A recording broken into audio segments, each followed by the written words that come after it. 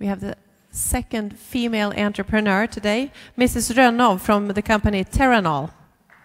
Thank you. My name is Birgitte Rønnov, and I'm the co-founder and CEO of Terranol.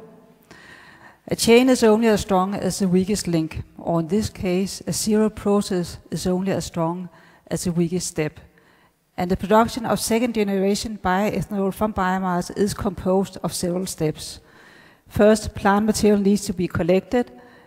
Then there's a pre-treatment to open up the rigid structure of the plant material, thereby allowing the enzymes in the following step to release the sugars. And much have been written and said about these two treatments, but are you actually aware that a microorganism is needed to take the sugars into ethanol? The focus of Terranol is to design yeast that can efficiently take not only some, but all of these sugars into ethanol. Consider 1 metric ton of straw. If it is burned in a power station, the value would be $80. If, on the other hand, it is converted to bioethanol, value increases to $120. And if a modified yeast is used, on contrary to the traditional yeast, value increases to $170.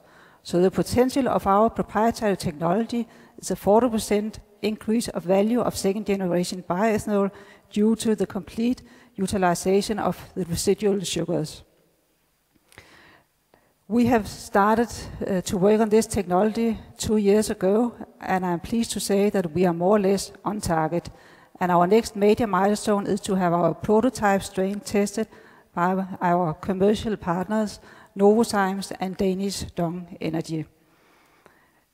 We have proof of concept that the technology works for bioethanol, and in future we wish to develop compounds derived from biomass such as plastics, nylon, or other chemicals usually produced from oil. So to conclude, using our technology, a 40% increase of value of second-generation bioethanol can be achieved, and I would be happy to explain more about it, so please come and visit Terranol at the booth. Thank you.